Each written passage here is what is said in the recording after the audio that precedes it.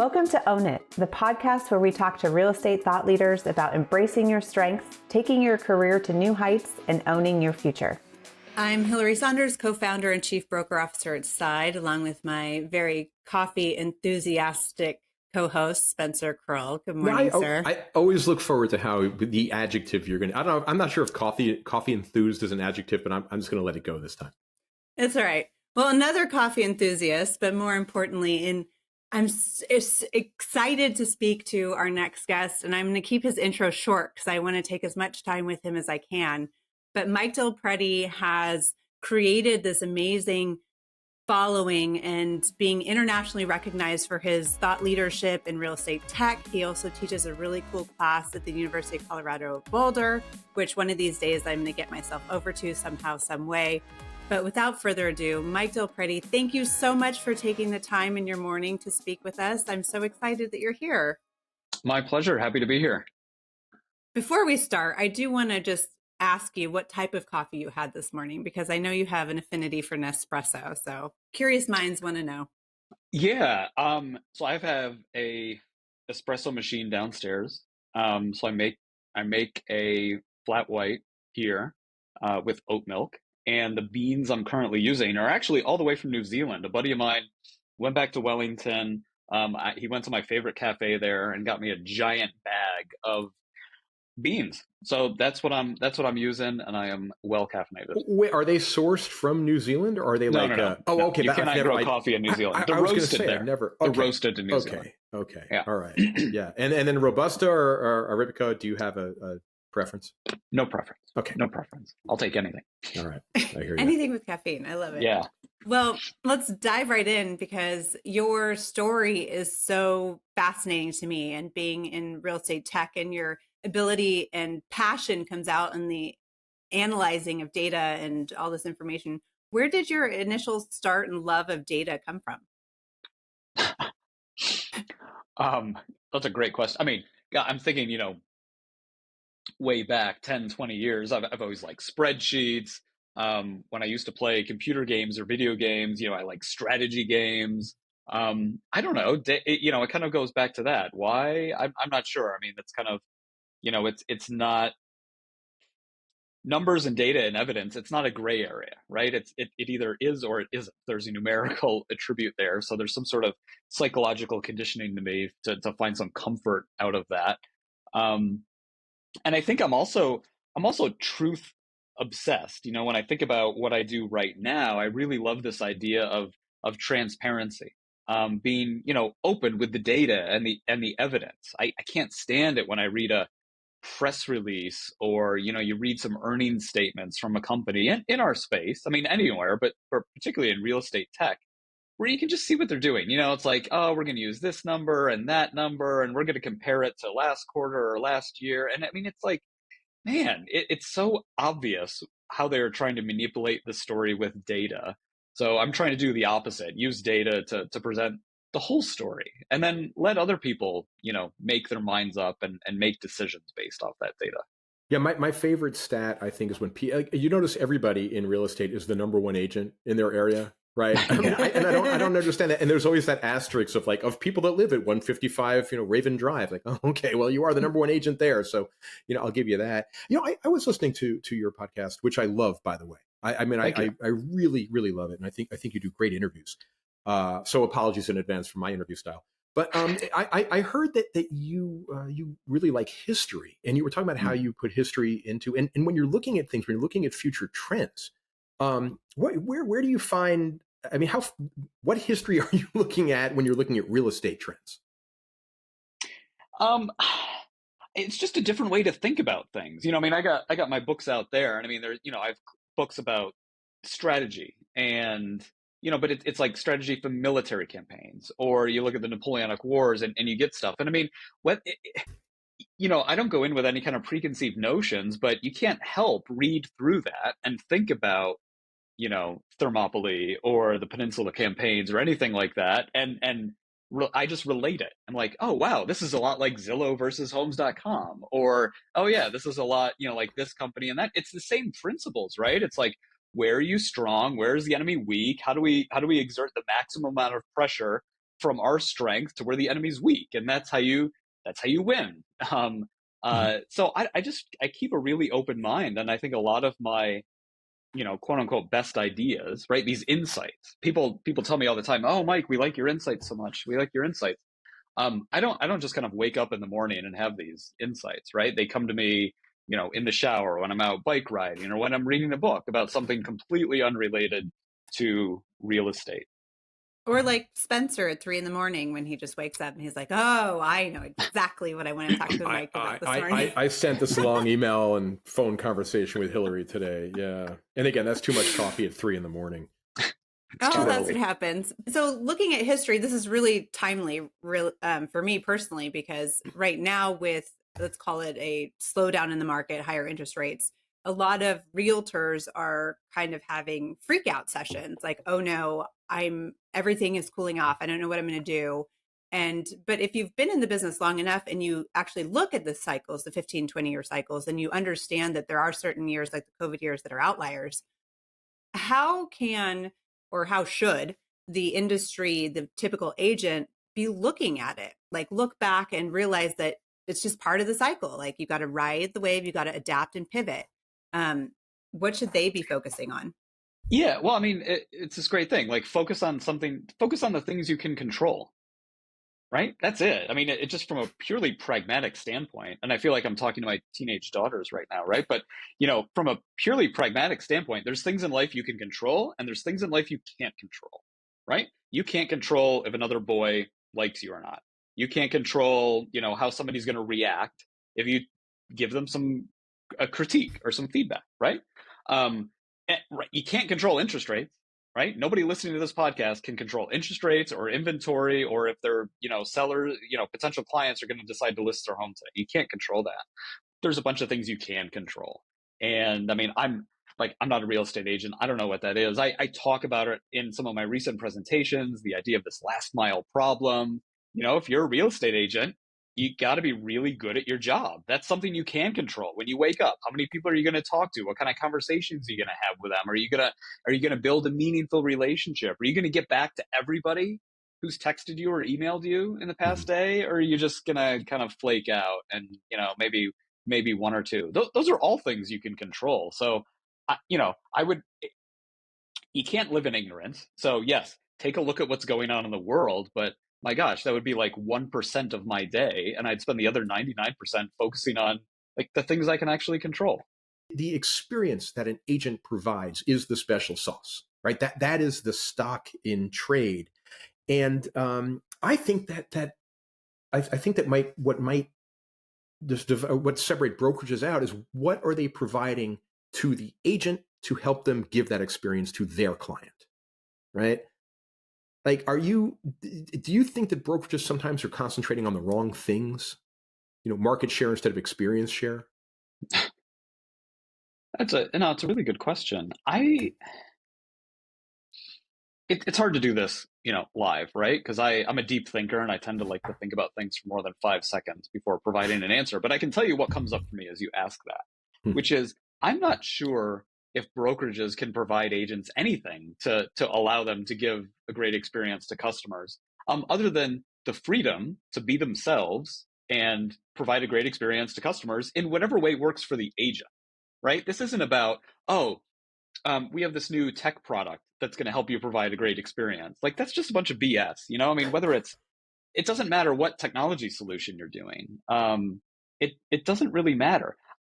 I can think of a whole bunch of things that brokerages can do that hinder an agent's ability to provide a great experience, right? And, just, I don't know, nothing specific, but just think about bureaucracy or red tape, or it has to be done this way and it can't be done that way, or you have to use our product, or, okay, you want to reach out to customers, but then whose logo is in the upper left? Oh, is it my logo? Is it your logo? Wait, the colors don't match up. It looks, right? I mean, I can think of a whole bunch of stuff that gets in the way of that. But ultimately, I think it's incumbent on the agent to provide an awesome experience, and the brokerage needs to give them the freedom and flexibility to do that. Yeah, I think that you hit the nail on the head, is that the client, the buyer seller at the end of the day, is looking for a particular experience in selling their home, whether it's more white glove, less white glove, pink, blue, doesn't matter. But they're looking for a flavor that suits them and takes care of them. And it doesn't matter if that agent is at brokerage 1, 2, or 3. It's the agent that's providing it. The iBuyer concept came in a few years ago, a handful of years ago, that, was the agent on the ground was like, oh no, it's going to get rid of the agent. Right. And I remember watching your talk, I think it was at Inman or somewhere else, where you brought up, this is great. It's a great new idea, but at the end of the day, the realtor, the agent, is going to have to carry that last mile and make sure that transaction goes over the finish line. Have you seen any other trends that have similarly tried to get rid of the agent but have failed? Yeah, I mean, there's a graveyard littered with companies that have tried to disintermediate the agent or disintermediate kind of the current organized real estate structure. Think MLSs. And again, I'm not, excuse me, I'm not going to name names, specific businesses, but yeah, if you have companies that try to get rid of the agent, it's for sale by owner, or, we're going to circumvent the agent, use us instead, save a lot of money. That doesn't work. Those companies just don't, they don't get traction. And I mean, it's nothing against them, but this is somebody's biggest transaction. They want somebody to hold their hand through the process. There's a cycle. It's the psychology that nobody talks about that is the most important thing. It's not technology, it's psychology. The example I always use is if you have to have brain surgery, you're not going to go out and look for a discount brain surgeon, right? You want the best. And you're not going to imagine somebody in a doctor's office, like the guy's all gowned up and has the mask, and you're like, hey, can we negotiate on your rate? Like, that's not how it works, right? People are less price conscious when it comes to their biggest asset. Hillary, you're going to ask something? I was just laughing because I was like, or go to the brain surgeon that does 2 brain surgeries a year or 3. I think I will stay clear. Yeah. Give my brain to someone else. There's this concept where you are following a player in sports, right? You're either a Tom Brady fan, doesn't matter if he plays for the Patriots or the Buccaneers, or you're a Messi fan and you'll follow him. Do you see similarly that a client will follow the agent no matter where they go? Yeah, sure. Because it's the agent that matters, not the brokerage. But the thing I might add to that is I also see and think it's whoever touches the customer last, right? And what I mean by that, if you have a potential customer, I mean, just you can take me for example, right? I'm just making this up, but maybe I'm looking to buy a house. I go to Zillow, I fill out the form, and then somebody from Zillow contacts me, an agent, right? That doesn't mean I'm 100% loyal to that agent. It just happens. Maybe I'm driving around. I go see an open home. I pop in there. There's another agent. They've touched me last, right? Or like the example I gave, the buddy of mine who went to New Zealand with the coffee beans. Like, he's an agent, right? So I have a relationship with him. Maybe if I'm out at coffee and just earlier that morning I had the conversation, I'm thinking about selling my home, I mentioned it to him. Like, okay, great, there, he's touched me last, right? It's that, I don't know, it's not a last mile problem, but it's I don't know, it's like recency bias or something like that. Yeah. You could do like a great job, an okay job, an all right job, but what probably matters more is, are you the most recent person who's interacted with that potential customer? That is so depressing, because if you think about when you're choosing a doctor, well, no, I mean, it is in a sense, because when you think about choosing a doctor or something like that, you used to go get recommendations. Like, I would say, I need this. Who do you use? And I would talk to 10 people. These days I go on the portal for my insurance company and see who's in network. Right. Yeah. And then I see who's in network and who's only a mile away, so I can walk over there. And sadly, the whole thing about the last touch, you're not getting the best person. Or I think maybe buyers aren't, or sellers aren't doing their due diligence that way. I want to learn. I know you created a tech company out of college. You created it, you and then you successfully sold it and moved on with your life. We are very pro-entrepreneurial, right? What did you learn through that experience that is translatable to anyone who's trying to start their own business? solve real problems. It's pretty simple. Like, and I can expand on that, right? I mean, yeah, I don't know how to. I mean, yeah, like you just see so many companies, raising lots of venture capital, or I've got this idea, I'm going to create this new product or this new service. But is it a solution in search of a problem, or are you just solving an actual? Are you solving a real problem? And I see that with I do a lot of I do some startup investing, I do some advising, and I like companies that keep agents at the center of the transaction. I like companies that are solving real problems, founded by people who are from the industry or have a deep knowledge of the industry, not from outside of the industry. Like, yes, there's value in coming in from outside, but real estate's funny, and everybody gets these first order problems. Like, the origin story for all these disruptors is exactly the same. It's like my partner and I were buying a house and the experience sucked, so we started a new whatever. And that's like the first order problem. But some of the most interesting companies are coming from those people who've been in the industry so long, they've identified the second and third level problem. The things I would never come up with, I would never think of, but it's an actual problem. So if you're an entrepreneur and you can, solve an actual problem, that's a good business to be in. If you're an entrepreneur and you have an idea and a solution and you have to sell it to somebody, like a used car salesman, convince them that it's a good idea, you kind of know you're on the wrong track. You just want to be able to say in a sentence what you're doing and somebody be like, yes, I have that problem. How much do you want? Should brokerages be focusing on their niche, or should they be spraying and praying and trying all the new fangled things? I mean, I was thinking about this the other day. Lane assist, like if you're in a car, the lane assist thing. I think I'm going to start a new service. It's like lane assist for businesses. I mean, the lesson here is like, stay in your lane. Like, figure out what you're good at and just stay in your friggin' lane. And I'll like electrocute you if you start thinking like, oh, we're gonna sell wine, we're gonna do music, we're gonna sell mortgage. I mean, you see it in some of the biggest companies in the space, like Zillow. They got into the iBuying thing. They got out of their lane, right? Now they're into mortgage. They're out of their lane. And you just, 9 times out of 10, when a company in real estate, this is important because real estate is, for whatever reason, unique. 9 out of 10 times when a company gets out of their lane in real estate, it doesn't go well. It doesn't work. But how much of that is a factor of having very thin margins? So the failure, like you have to succeed if you're going to have this. I think it comes down to brand. People say Zillow has a great brand, so we'll take the Zillow brand and we will apply it to mortgage, to this, to that, to that. You're right. Zillow does have a great brand, but the brand is going online and looking for houses. That's the lane, right? Google has a great brand. It's really good at online search. If Google started selling us mortgages, you'd be like, wait a minute, it doesn't work.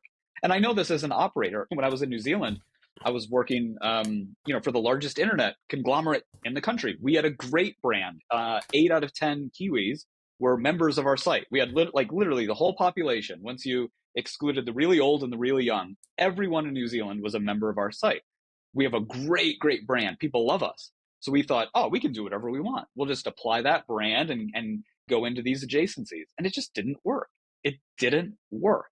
And I think that goes down to the power of brands and how people are comfortable with that. So to distill it down, consumers want, in general, the evidence supports this idea that consumers want to get mortgages from their banks, right? Traditional banks, or they want to get a referral from their real estate agent to a loan officer. The idea like, oh, people want to one click buy a house or one click get a mortgage.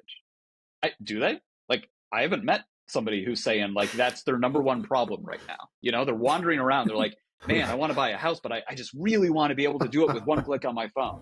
Like, that's an imagined problem from a boardroom, right? From a publicly listed business. That's not an actual problem. So I like to buy toilet paper from Amazon in one click, because when I'm out at the house, it's like, oh, nope, that needs to come now. I like to do a lot of things one click, not buy a friggin' house or get a mortgage, right? And that's me. I'm not everybody, but it makes sense at certain price points.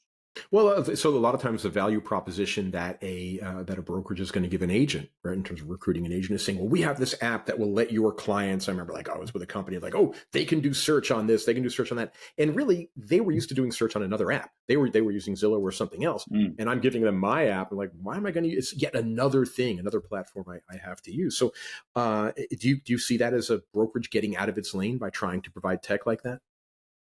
I question the intent. Because for a lot of examples there, what's being offered is good for the brokerage and not good for the agent.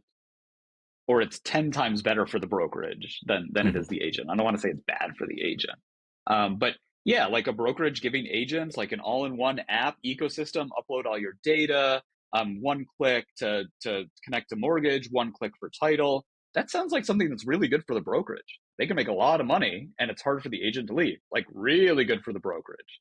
Is it good for an agent? I don't know. Like, the agent probably has a loan officer they've worked with for 2 decades who they know can get the job done. How is it good for them? Is the agent like literally walking around saying, man, it's such a pain connecting to my loan officer. I wish I could have an online dashboard to give my customer where they could just one click this, this, and this. Maybe it is, maybe it isn't. I don't know. But the fact is, like, that's the question you have to answer to see if this is actually good for an agent or not.